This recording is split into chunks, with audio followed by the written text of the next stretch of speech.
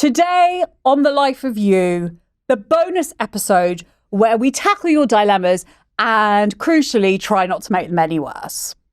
I'm joined once again by Kate Silverton, who's here to answer all of your parenting questions. Invest that time and I promise you the bond between you will strengthen and they'll start finding it a lot more easier and quicker to come to you when they are having sort of troubling thoughts or worries. Kate Silverton coming up right after this.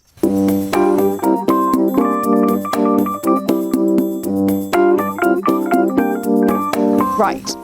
So the first question is from Shannon, and she says, I try so hard to stay calm when my 3-year-old has a meltdown, but sometimes it feels impossible. I end up snapping, then feel awful about it afterwards.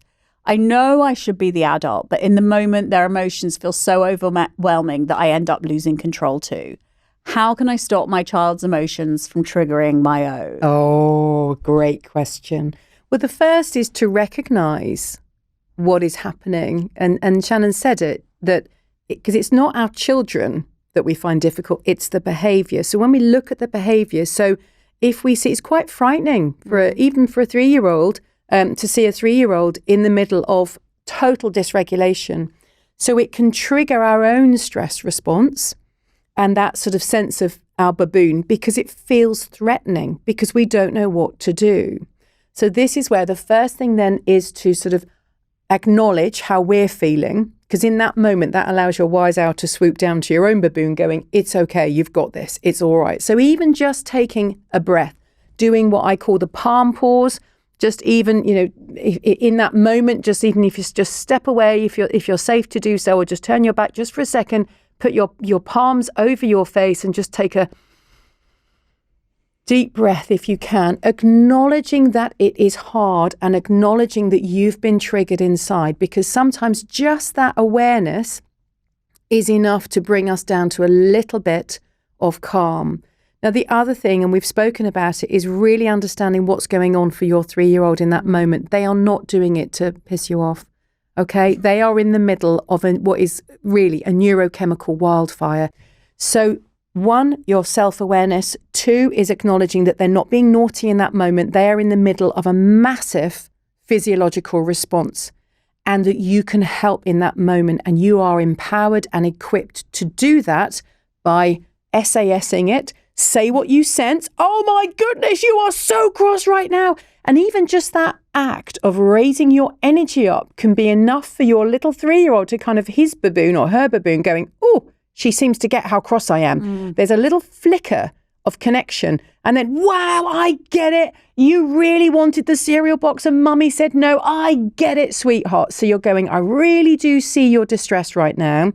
And I'm sorry, it's so hard, darling. Come, mummy can, come on, darling. I know it's hard. You're really cross. You want to hit that pillow? You can hit the pillow, not mummy.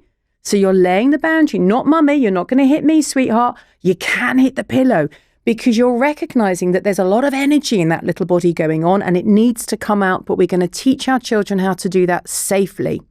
So at 3, they cannot use too many words. We can't use too many words with them. It's our energy, our tone, and we're basically holding the space saying, I've got you. I get that this is hard right now, but I've got you. So if you can, that takes a little bit of work sometimes, but I think understanding the science of what's going on for our children, that they're not being naughty, they're not doing it to piss us off, even if it's in the middle of Waitrose or Tesco's, it is just that they are having difficulty regulating, and we've got this. Enjoying yourself? I thought so. So let's do this weekly. Please hit subscribe now and never miss an episode. So the second question I think is really interesting because it's the same thing, but the opposite side of the coin. So this is from David, and he says, my 8-year-old goes completely silent when something is wrong. If I ask what's bothering him, he shrugs or says nothing. I don't want to push too hard, but I also don't want him bottling everything up. How do I help him to open up when he won't talk? Yes, it's very hard for children. It's hard for us to find the words, isn't it? If we ask each other how we feel, we can't always find the words, and particularly for 7 and 8 years old. So we're going to think, when we say what's bothering you, we're asking our children to use their prefrontal cortex, which is still developing. And it's quite hard if we're in an emotional place, something's happened, maybe we feel a bit ashamed, maybe our best friend said they won't play with us.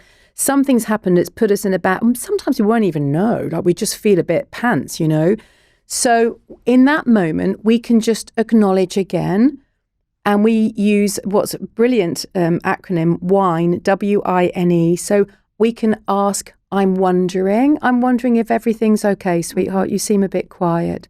I'm fine. Okay, it's all right. Well, I'm here. If you want to talk a bit later, I have something with my kids that we call a code red. Has there been a code red today? And they might sort of nod, but it's like, do you want to talk about it now or later?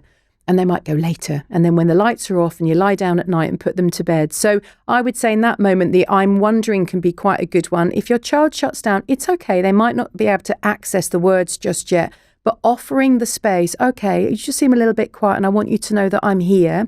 And if you want to chat later, that's great. Or maybe we can just snuggle up tonight and read a book. Now, by opening up that conversation and just saying, I'm here and I'm listening, you might just find that when you're reading a book, snuggled up side by side in bed that night, they might just blurt it out because children do want to get it out. They just don't always know how. The other thing is we can ask, I imagine. So I for imagine. I imagine you might have had a difficult day today. Again, you're not expecting, you don't feel that you have to get a response in that moment. The N is for noticing. I'm noticing you seem a bit quiet. And then the E, empathy, like, just kind of, I'm here for you. I'm here to listen. And sometimes sharing our own experience of when, it's okay, sweetheart. I know I don't sometimes want to talk when I'm feeling a little bit low, but you do know that I'm here for you and I can always help. Okay, so I'm here.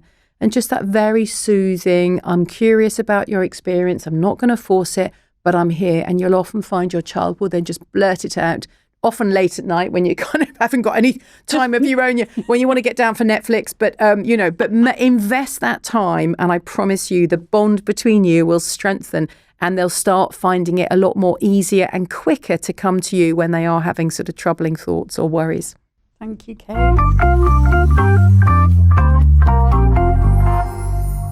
A massive thank you to Kate for all of her practical parenting advice today. If you found this conversation helpful, please send it to a friend or another mum or dad who might need to hear it. And don't forget to hit follow or subscribe. And if you're feeling particularly generous, leave us a review. It really helps us to get this content out there to people who need to hear it. Take care of yourself, and I'll see you next time.